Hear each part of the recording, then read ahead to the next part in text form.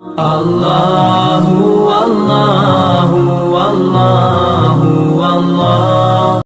ایک عورت تھی جو حسن و جمال میں اپنی مثال آپ تھی،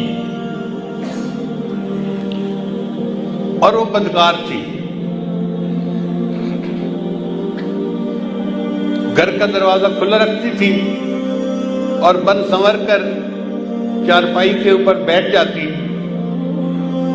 تو اس کے دروازے کے سامنے سے گزرنے والے نوجوان جب اس پر نظر پڑتی تو وہ بہک جاتے تھے۔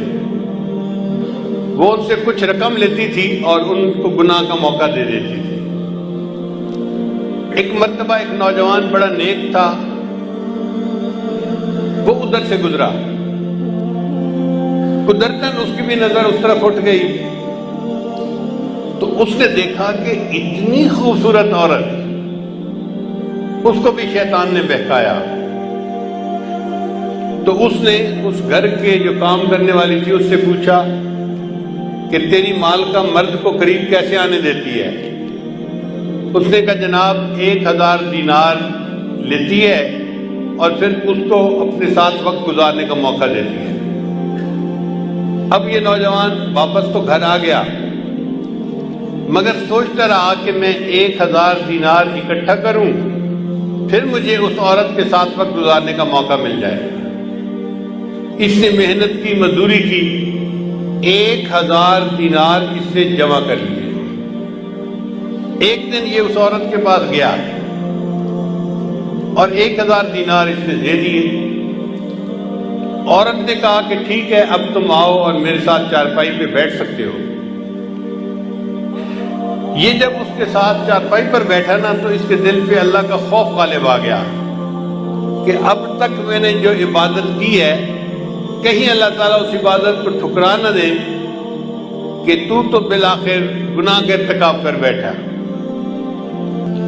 اب عورت انتظار میں تھی کہ میں نے جب اسے بلا لیا ہے تو یہ اب اپنی خواہش پوری کرے گا، مگر وہ بندہ تو بہت ہی خاموش چپ بت بن کے بیٹھا ہوا ہے۔ تو عورت نے اس سے پوچھا کہ بھائی میں نے تو تمہیں یہاں نہیں بلایا، تم خود آئے ہو۔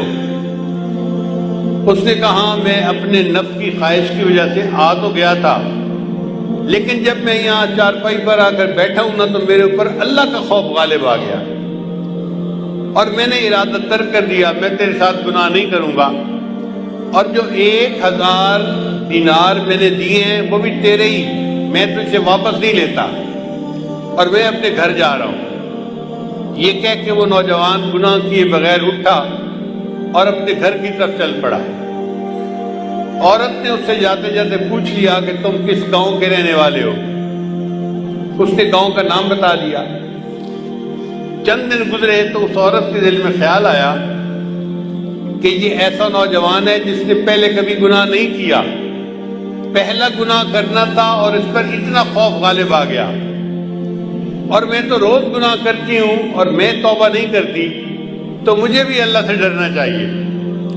چنانچہ اس نے نیت کر لی کہ میں بھی آج کے بعد یہ بدکاری والے گناہ کو چھوڑ دیتی ہوں۔ چند دن گزرے تو اس کا بھی زندگی گزارنا مشکل بن گیا۔ جیسے عورت مرد کی ضرورت ہے، مرد عورت کی ضرورت ہے۔ اس عورت نے سوچا کہ میں اسی نوجوان کا پتہ کرتی ہوں اور اگر وہ ہے تو میں اس کے ساتھ نکاح کر کے نیکی کی زندگی گزارتی ہوں۔ چنانچہ یہ عورت اس کے گاؤں میں گئی اور اس بندے کا نام پوچھا۔ انہوں نے گھر بتا دیا کہ فلاں جگہ گھر ہے۔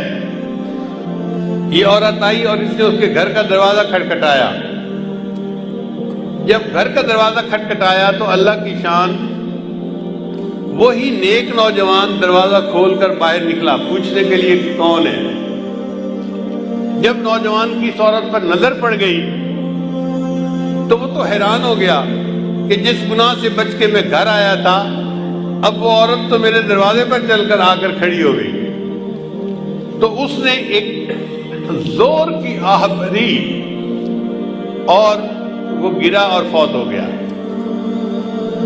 عورت کو بڑا افسوس ہوا، یہ چند دن وہیں رہی پھر اس نے لوگوں کو بتایا تھا کہ میں تو بھائی اس کے ساتھ نکاح کے ارادے سے آئی تھی اور میں نیکی کی زندگی گزارنا چاہتی تھی۔ گھر والوں کو اس عورت سے ہمدردی ہوئی تو انہوں نے عورت کو کہا کہ وہ بندہ تو فوت ہو گیا مگر اس کا ایک اور بھائی ہے، ابھی شادی شدہ نہیں ہے، وہ شادی کرنا چاہتا ہے، اگر تم چاہو تو ہم اس کے بھائی سے تمہارا نکاح کر دیتے ہیں۔ تو وہ عورت کہنے لگی بہت اچھا، چنانچہ اس عورت کا اس کے بھائی سے نکاح ہو گیا۔ کتابوں میں لکھا ہے اللہ نے اس عورت کی توبہ کو ایسے قبول کیا کہ اس کو اللہ نے 7 بیٹے دیے اور سب بیٹے اپنے اپنے وقت کے اولیاء بنے۔ بد کردار عورت تھی، سچی توبہ کر کے 7 اولیاء کی ماں بنی۔